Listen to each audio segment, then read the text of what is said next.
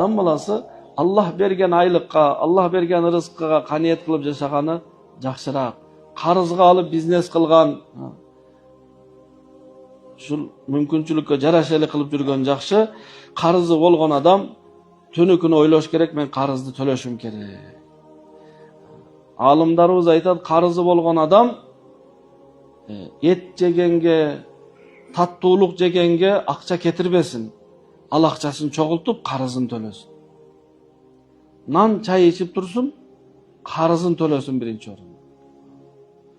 Kimden karız bolsa, ayırması yok, al mamleketten karızsız bir jeke adamdan karız. Mamleketten karız bolgon, bul жалпы өлködögü adamdardın karızı bolup sanalatdı. Себеби mamleketten kazınasında өлkөнүн бардык жарандардын акысы барды.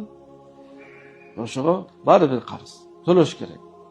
Албаганга аракет жасаш керек, алган болсок убагында төлөгөн эң жакшы. Бүгүнкү күндө карыз берген адам өзү жаман көрүнүп жүрөт да, сурай берип аягында садака сураганга эле окшоп каласыз да. Качан бересиң десеңиз жаман көрөт. Чала берсеңиз же албайт. Мамиле бузулат.